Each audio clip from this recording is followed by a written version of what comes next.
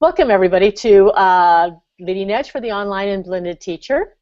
I'm glad to see we have we have a very full class this time. I believe there are like 17 individuals that are in this course. So it should be a very fun and very interactive course.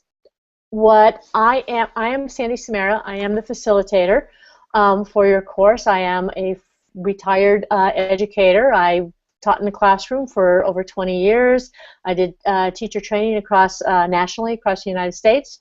And then I also worked at the County Office of Ed as an instructional technology coordinator. And so the last 2 years I've been doing lots of leading edge certification for the online blended teacher, and I'll show you the other certifications that are available also. So what I'm going to do in this Google Hangout is being recorded. At the end of the recording, possibly later tonight, it will actually be posted inside of our Haiku page. Learning management system. I do have to let you know that I am in Northern California and the Giants are currently playing right now.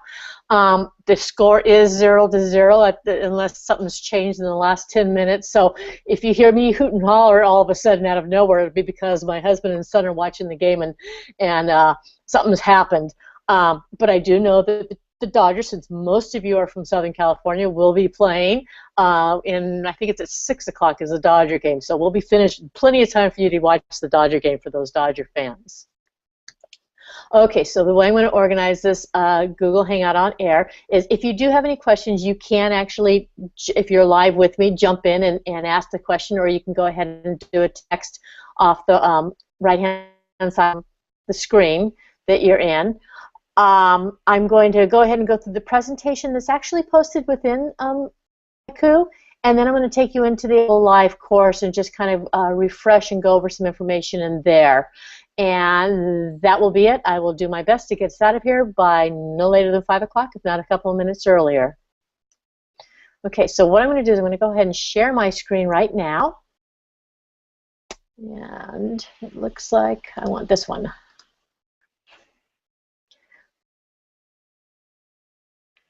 Okay, so this is, I'm going to get to the actual presentation full screen. Okay, this is the presentation is posted within Schoology. I'm going to go ahead and keep it as a partial screen instead of opening it up full screen for you here. But basically, leading edge certification, in order to be able to offer the training and be able to certify teachers, you need to be an Alliance member. Some of the Alliance members are Alameda County Office of Ed, Contra Costa County Office of Ed, Computer Using Educators Q, the former CTAP project. CTAP Region 10 still participates. Los Angeles and I think it's Fresno are still participating. Santa Clara County Office of Ed, and then there are Institutes of Higher Education, Berkeley, Lesley University, Fresno Pacific, I believe it is, and some nonprofits such as INACOL and ISTE and Q are all part of Leading Edge certification. A quick overview. This is what we're going to be going over quickly today is what are the different Leading Edge certifications, just to give you a quick overview of that. What are our program objectives? What is the online and blended teacher certification program about? What is it? What isn't it? Your expectations, your timelines, and then, like I said, I'll take you into the course. There are currently 4 certifications that Leading Edge offers. Online and Blended Teacher was their very first course, and that is the course that you're in, and so you'll learn more about that in a minute. The second course that they offered was Leading Edge for the Administrator. This is a course for administrators. If you have administrators who need to know how to lead in the 21st century, it'll get them up to speed on their skills and some of the content that they need to be thinking about as they're leading digital educators. The third course was Leading Edge for the Digital Educator, and this one is great for the classroom teacher implementing Common Core and needing to integrate technology. And then the last one, which was just rolled out this summer in a pilot program and will be offered probably the second half of this year, is Leading Edge for the Professional Learning Leader. And this one is for those of you who do professional development. You know, how can you do your professional development differently? Let's get away from the traditional stand and present PowerPoint and do things differently to present your your professional development. Okay. Leading Edge for the Online and Blended Teacher Certification. It is based on the INACOL standards for quality online teaching, and these are national standards. Upon successful completion of the course, you will have the skills to be able to effectively facilitate an online or a blended course, and you should have a good, solid understanding of how to enhance the learning opportunities for students that are enrolled in your course. Everybody has come away with this course learning more than just one or two new things and have implemented right away. Even if they weren't necessarily going to be in a blended course, they started with simple things that they've learned from this course on how to start blending their class. What this program is not, it is not a step-by-step technology tutorial. Yes, you will be introduced to a plethora of Web 2.0 tools, and I will provide simple technology guides, but that is not the focus of this course.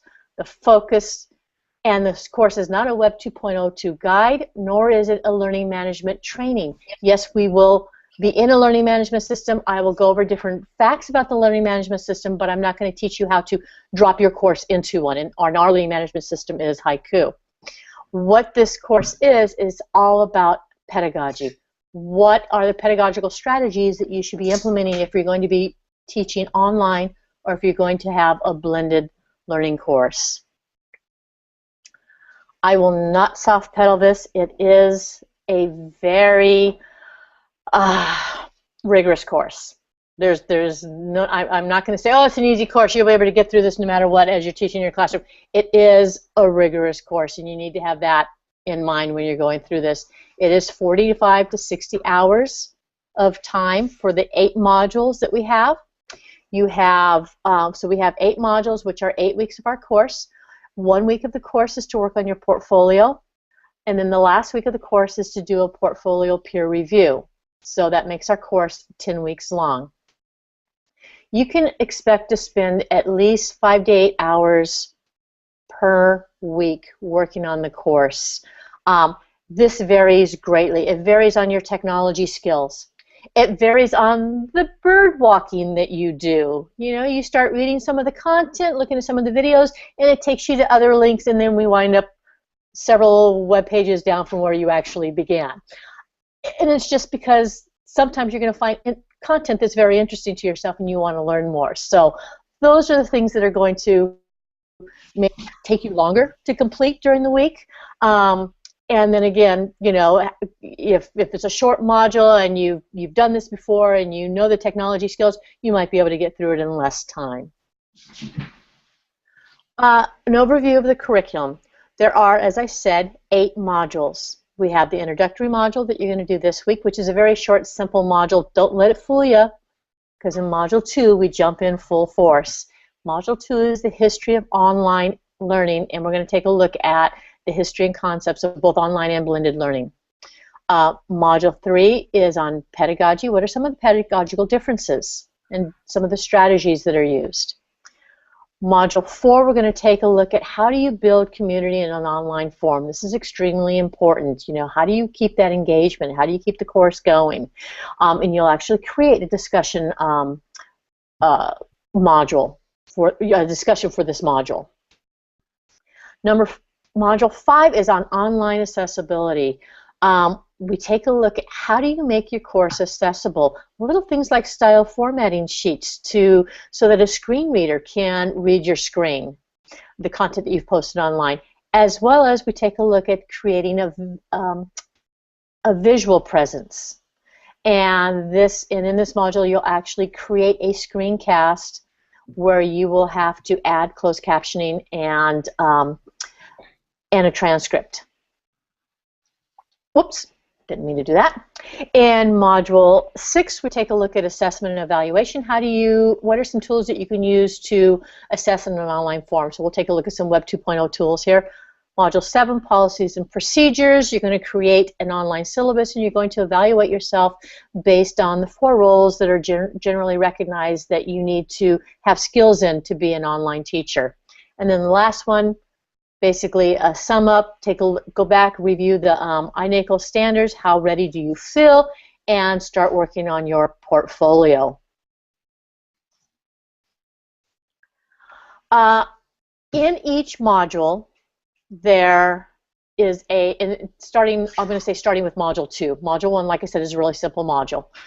Starting with Module 2, each module has a discussion where you will go in and post in a discussion forum and then respond to at least 2 others. You will do a portfolio assignment. That is your big assignment for the particular module. And then you will write a reflection based on the learnings for that module. We will have every module officially begin on Tuesdays. And all of your work, the discussion post, the portfolio activity, and the reflection will all be due on Monday. I'm making it a Tuesday to Monday because even though I know most of you do all your work on Saturday and Sunday because you're so busy during the week, I want to give you Monday should you run across a stumbling block and you're feeling frustrated and you need to get in touch with me. Even though chances are you probably can get in touch with me, you know, you still have Monday to kind of like pull that all together. So we'll see how this works for everybody. People seem to prefer it. They seem to panic when things are due on a Sunday for one reason or another.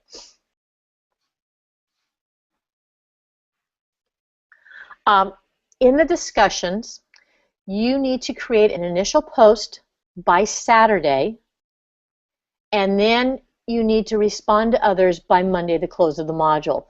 The reason for this is because if you have your initial post completed by at least no later than Saturday, that at least gives people a chance to respond to you on Sunday or Monday. Obviously, you can finish your initial post earlier than that, but we'd like you to not have it any later than that so that people have a chance to respond to your post. Do make sure you look at all the elements of a discussion and that you respond to all the questions thoroughly. And in saying that, remember that it is a discussion, and the purpose of a discussion is to have an ongoing conversation. So be thorough, but don't write a dissertation. Okay, so kind of get to the point. Put enough down there, but we don't want to read something that's 2 and 3 pages long because that kind of stunts the conversation when it's too lengthy. So it's trying to find that nice balance there. And then obviously you're more than welcome and encouraged to respond to more than just 2 people in the class. And some conversations, some discussion posts lead themselves that way where you're going to want to respond to almost everybody, and others it's like, well, we're kind of repeating ourselves and you wind up only responding to 2 people. Again, the discussion, for every discussion we have a rubric, and basically they will vary slightly in the terminology, but for the most part it's you have that initial post that you make and you're responding to the discussion thread, to the discussion prompt, excuse me, and then the second part of this is you are responding to other students. And responses to other students shouldn't be, oh yeah, great point. Expand on it, tell us a little bit more, keep the conversation going, question them, challenge them, okay? But obviously, in the UR adult side, shouldn't have to say this, but always watch the way in which you respond. We want to be respectful of one another also. Okay, and I probably should have said this right off the top. In the curriculum, when we get in there, you're going to see that it says pass, no pass. Well, there is no pass. It will always be a pass. This is a competency-based course. You must pass every assignment, and I won't let you not pass every assignment. I will get back to you with either individual emails or with a post that's open to everybody, because I see this maybe a problem going on with a lot of people having the problem, so I might respond to you openly so that others can see the response, telling you what needs to happen or what clarification I need so that you can get a passing score. Okay, the portfolio assignments. If you like Word or PowerPoint, get over it, because in this class you can only use Web 2.0 tools.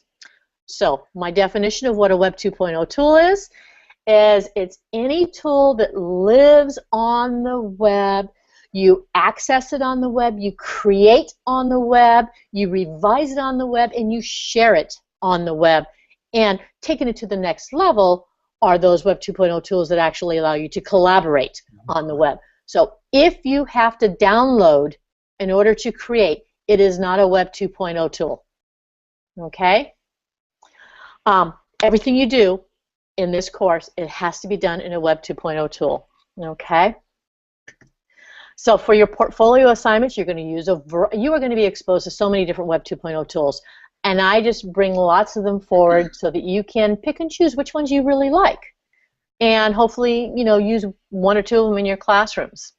You need to make sure that any product you create is publicly viewable. So one thing that I do is I have several browsers on my computer. I have, because I'm on a Mac, I have Safari, Chrome, and Firefox. So I work mostly in Safari, but I will always open up my project in either Firefox or Chrome where I'm not logged into that tool to see, is it publicly viewable to other people?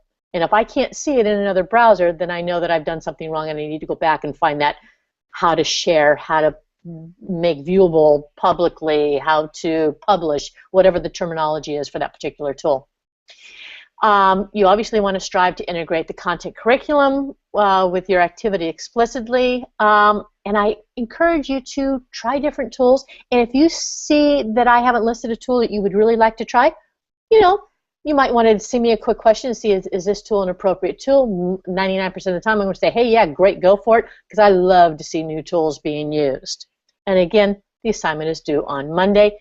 You'll see that the rubric for the portfolio assignments is a 1 through 3. It doesn't matter if you get a 1 or a 2. Remember I said it's competency-based. You have to get that 3. So I will let you know if there's an element missing that you need to add to your assignment so you can move your assignment forward to a 3. Okay, then the reflections. The reflections, there will be a prompt at the end of each module where you will reflect on basically the learnings from that particular module. You may do your reflections in a blog. If you have a blog already, or if you want to start a blog, you can go ahead and post all your reflections in a blog. What you'll need to do is make sure that, again, is public and that you provide the link to that specific blog post in Haiku so that we can go and access it there and look at it. Or you can just go ahead and write within Haiku, just like you do on the discussion post. And again, pass, no pass. And it says here they expect 300 to 500 words. I am not going to count your words. If it's a sufficient post that meets the requirement, you're doing good. If you've only written 1 or 2 sentences, you probably haven't added enough. But again, I am not going to be counting words on you. Whoops.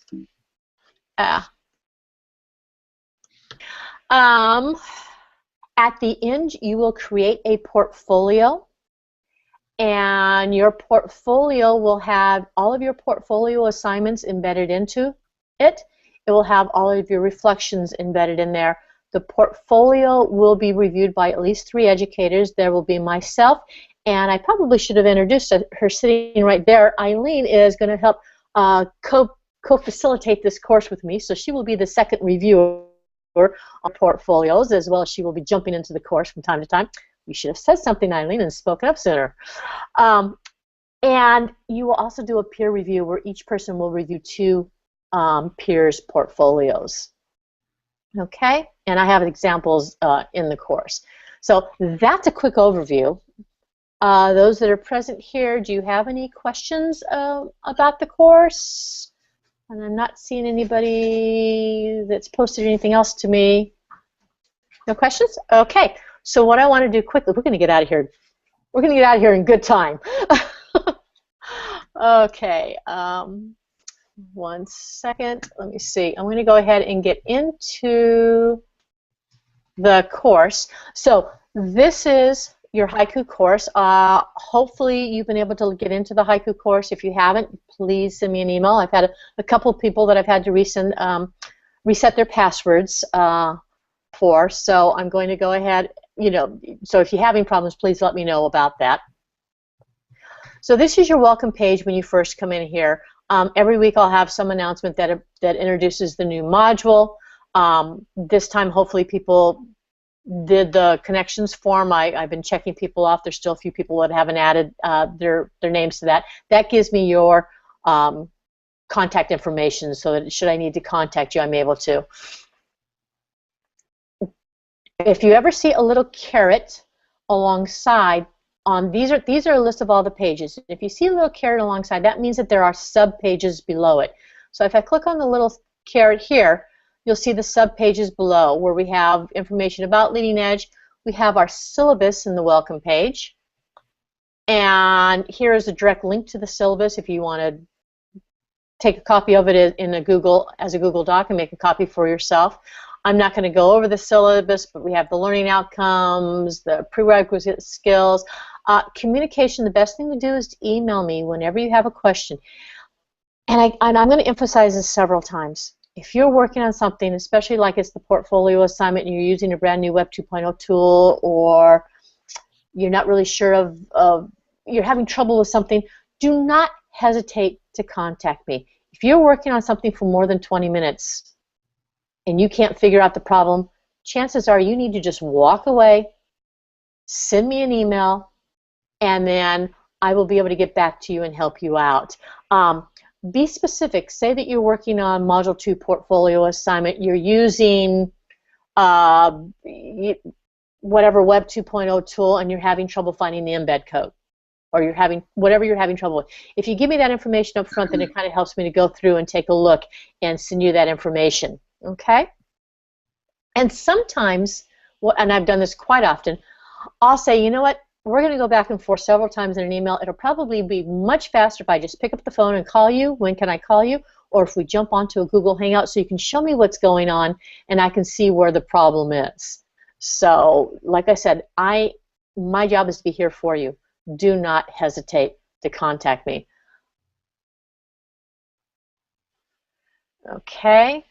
The course textbook, we're going to go over that in just a second. It lives online also, and you will have a link to the course textbook on every module. Got technical requirements. Again, file formats accepted. Google Docs are great, and Web 2.0 tools are great. You notice I don't have PDF, DocX, or anything like that. So it doesn't have to be a Google Doc if you're working with a word processor. It can be, I can't think of the names right off the top of my head, Zoho or any other of those Web 2.0 tools that allow you to work online. Okay. We've kind of gone over the requirements for certification. You know that you have to do everything in the course. It's competency-based. You have to complete your portfolio assignments, and all your portfolios will be gathered together for that final Leading Edge certification that you will receive. And then down here it talks about each module more specifically and gives you what the objectives for each module are. So that's the course syllabus. The assignment checklist is something that you will probably want to click on this link and download for yourself. When you click on the link, all you have to do is hit File and make a copy, and you can have your own copy of this. But basically, this tells you when everything is due. It has all of your due dates on here. And so this is a good document to keep on hand. You can, add another, if you make a copy of this, you can add another column and create a little checkoff list or highlight when you finish things. You and your learning style. Going back here, I saw several of you get in there and do the getting to know you, but I still need lots more people. So please, if you have not done this assignment, please get back in here. This was just our little getting to know you assignment to make sure you know how to use a discussion post, and it was just a fun Pinterest. A lot of people have told me, wow, I didn't know I can use Pinterest in this way. And like I said, it's a fun activity, but it's something that it helps us to get to know something about each one of you. I'm going to close that down. Okay, so I'm going to go ahead and look at Module 1. You'll notice that you don't see these when you log in, these other pages. That's because they are set. This course is it's available for you to work on any time, but it's an adaptive release course. Well, I will be releasing each module week by week, and it's not that in every assignment, all the assignments are due at the end of the week, which for us is going to be on Mondays. Okay. So I'm going to go ahead and click on the introduction. So here we have the introduction. All the modules will be set up this way. You'll have a little overview. You'll have what the assignments are. You notice here we've only got 2 assignments, so it's a real light week. Take advantage of this week.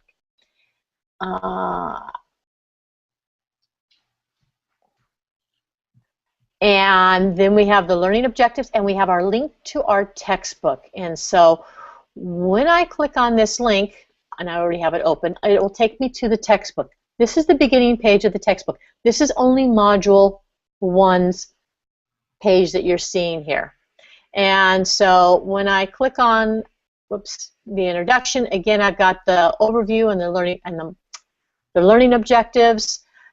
Click next, and it takes me to the next page, and you can barely see it, but this page, right, you can see how number page 3 is a little bit bolder and the finger doesn't come up.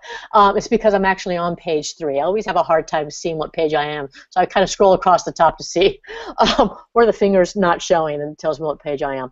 So here's Module 1, here's the introduction, you've got some reading to do, and then we've got your assignment. And so here's discussion, introduce yourself, and we've got 3 prompts for you here. What grade level or subject do you teach, where you teach, and then please share something about yourself. Here is the rubric for this particular discussion post. So this is the textbook. You get your information here, but you turn your work in Haiku. So now I have to go back to Haiku. So you will need 2 different tabs open when you're going through the course. What I would do is I would go down here to the discussion. You'll notice that I have it set up here the same way. I may add something more, or I may clarify more here. And that's just what I do in Haiku, is I will add more information, or I will add more clarification.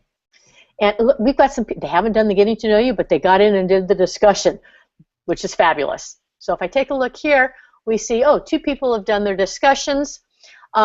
What you do, for anybody who's new to Haiku, is if you're creating your initial post, you click over on the left-hand side where it says Create Post, and then it will open up to a box for you to write in. Put a subject, do your writing, and when you want to link something, I'm just going to do a quick little show and tell here. Type in what you want to link, highlight it, and then go to the little chain link here. And that allows you to make sure this is clicked on website, paste in your link, and then it's not showing on my screen, but it's way down there. You'll hit save, and that will create a hyperlink within your text box. Okay? I'm going to cancel out of that. Okay? And so you'll see everybody's initial post along the side down here. When I click on one person's, like right now I'm clicked on, who am I clicked on? I'm clicked on Melissa's. Her initial post shows up here, and then I have a reply. We can see that Dr. Diana Walsh-Roos, if I said her name right, has responded to Melissa. So all she did was click on the reply, and that allows you to respond to somebody. Now you'll notice that if I wanted to add a link, give this person a link to something, I don't see it here, but if you take a real quick look, I can add an attachment, and I can use the rich text editor. So if I click on the rich text editor, I now have that original screen that I saw in my initial post, which will allow me to create a link, bold, bullet, all those features that are typical of a word processor. Okay? And I'm going to just go ahead and get out of that. Okay, so that's a little bit about how you post in the discussion. However, I am going to make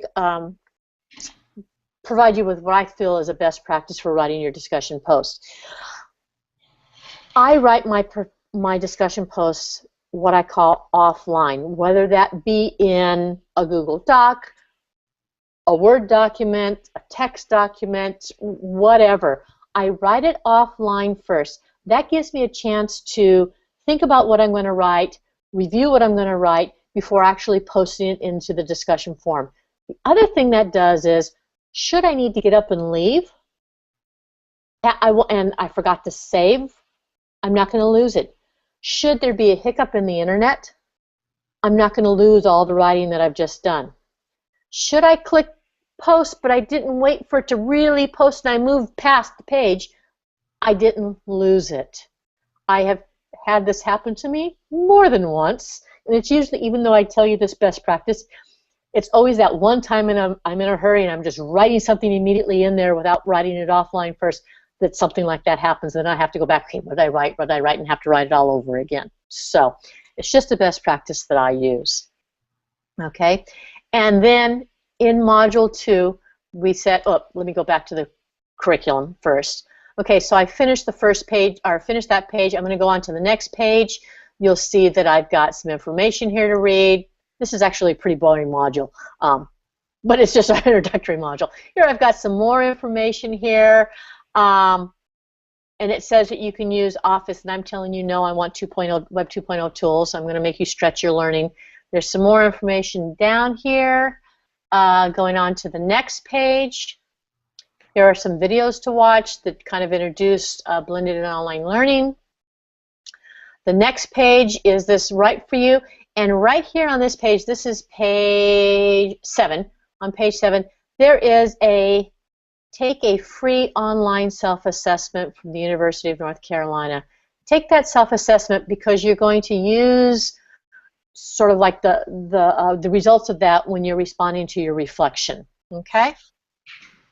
So I go next, and the very next page is the reflection, and it says here, it says someplace on there that you're looking at, I can never see things when I'm, this course you'll be writing different ways. Oh, right down here. Considering the online learning self-assessment that you took and thinking about the reasons for taking this course, what's your highest priority for this course? So do some sort of reflection. You know, maybe, I know for me it always shows up that I'm a procrastinator. I know that about myself, and so I really try to work hard on that when I'm in an online course. Okay, and then we have some extra resources here, but you're at the end of Module 1. Okay, and again, your reflection can be posted in a blog, or it can be posted straight here. And so if you're going to post it here, if you're going to post it in a blog, what you'll do is you create a new post, and then you'll put the link to your blog down here. Okay, and make sure it's the link to that page of your blog that responds to this particular reflection. Okay. You'll notice that page 1 did have a little triangle, or what I call carrot. So we do have a little information right here that talks about blogging for anybody who's never tried it and wants to dip their toes into blogging. Okay? Going back up to the original page. Over on each page, I have the calendar, and I also have a list of the upcoming activities, which are your assignments. You will notice that you'll see a Monday, October 6th, 1 a.m., 1.1 discussion and 1.2 reflection. No, they are not due on that day. When I set this up, I have to give the time frame of when that will be open for you to be able to post. And so on Mondays, I open it up for you, even though the module doesn't officially begin until Tuesdays. And so whenever you see a 1 a.m., just kind of know automatically that that means it's open for you to get in there and to take a look at. But down here, I actually have a reminder that states that the initial post is due. And then right here for Monday, I have the reminder that says the discussion's due, the reflection's due. And then here we have Tuesday, where the next module is open. And actually, I'm gonna switch that to Monday so that it's open up a day early for you. Okay, and just to take a look at Module 2, because it is a little bit heftier. In Module 2, whoops, sorry, up at the top, you will notice that you have a discussion, your activity, and your reflection. And there's a lot of reading and writing to do in Module 2. As a matter of fact, you know what?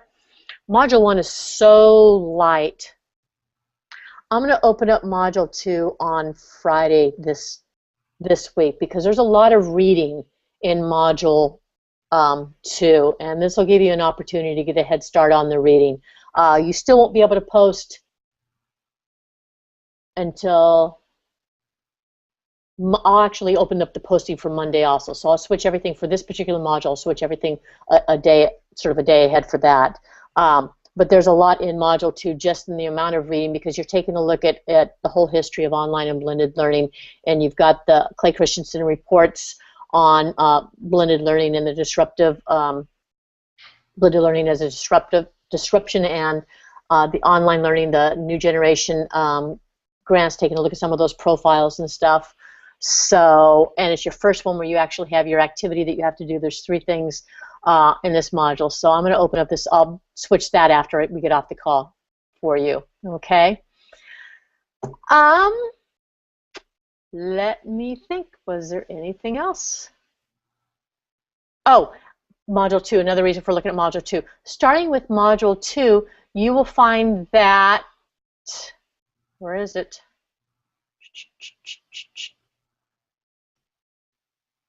That I have Module 2 resources, and I thought I put it over on the side. I will add it to the side right here also. I think I just did that in the Digital Educator one. But for every module going forward with Module 2, I have created a resource page. So if we take a look at this resource page, basically what I've done is I've added supplemental materials for you that you may or may not be interested in. And so because we're taking a look at the history of online learning, I've got, you know, the K-12 blended learning. Is it a disruption? The theory of hybrids from the Clay Christensen Institute. I've got the planning and designing guide from the new generation, next generation learning. This is brand new. This blended learning teacher rubric is from Education Elements.